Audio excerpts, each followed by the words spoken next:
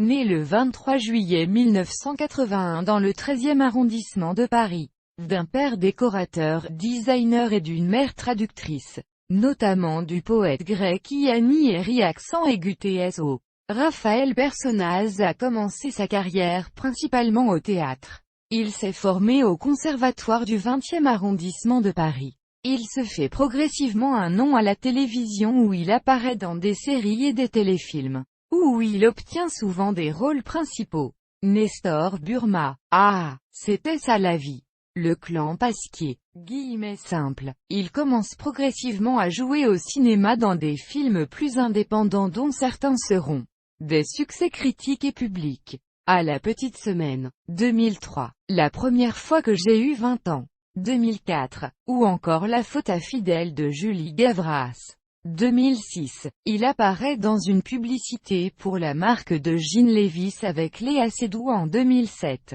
En 2010, il sera l'amant, médecin de Karine Viard dans Les Invités de mon père. C'est d'ailleurs 2010 qui sera l'année charnière de sa carrière, pour son rôle dans La princesse de Montpensier de Bertrand Tavernier, présenté en compétition au Festival de Cannes. Le film, salué pour la qualité de la réalisation, reconnue, de Tavernier, et dans lequel sont mis en avant de nouveaux talents, ont profité à Raphaël Personnaz. En effet, sa prestation du duc d'Anjou sera unanimement saluée par l'ensemble des critiques qui voient en lui la véritable révélation du film. Pour ce rôle, il obtient le Swan d'or de la révélation masculine au Festival du film de Cabourg en 2011 ainsi qu'une nomination au César du meilleur espoir masculin lors de la 36e cérémonie des Césars. Début 2011, il est membre du jury des courts-métrages lors du Festival international du film fantastique de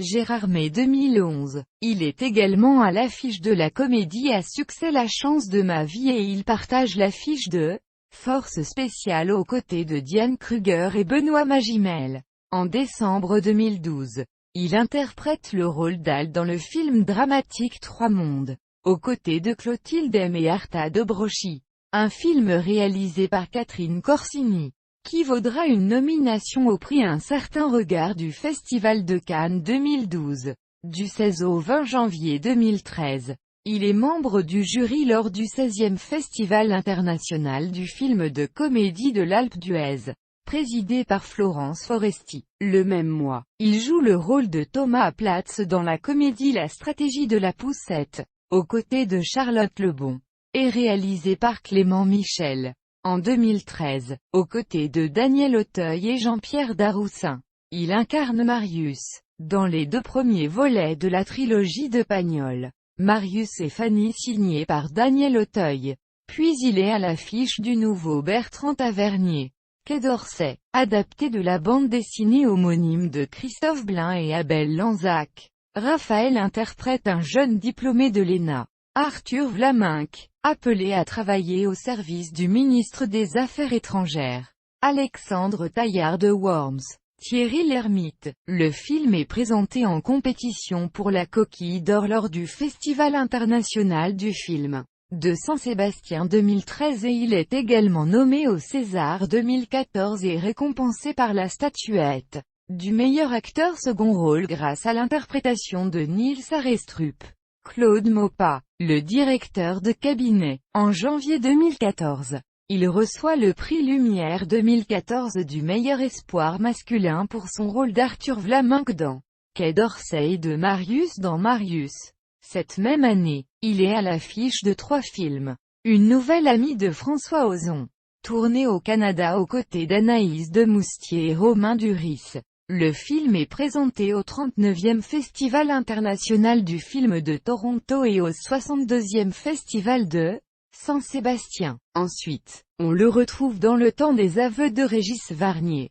Le film, entièrement tourné au Cambodge, est une adaptation du roman autobiographique de l'ethnologue français François Bizot. Le Portail. Enfin, Raphaël Personnaz est à l'affiche de l'affaire SK1. Premier film de Frédéric Tellier, récompensé par le prix Jacques Deray du film policier français 2015. Il tient le rôle de Franck Magne, l'inspecteur qui a traqué, pendant plus de 10 ans, Guy Georges, le tueur de lait parisien.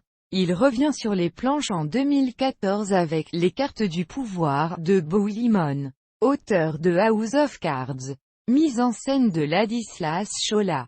Début 2015, il part tourner en Sibérie durant 3 mois. Sur le lac Baïkal, l'adaptation du roman de Sylvain Tesson dans les forêts de Sibérie, sous la direction de Safin Ebou. Le film sort en salle le 15 juin 2016 et remporte un grand succès auprès du public et de la critique. La 21e édition de la Forêt des Livres lui remet en août 2016 le prix de l'acteur littéraire pour son rôle dans les forêts de Sibérie. Durant l'été 2015, il est membre du jury du 29e Festival du film de Cabourg, présidé par Juliette Binoche. À l'automne de la même année, il est membre du jury des longs métrages, présidé par Olivier Gourmet, au Festival international du film francophone de Namur.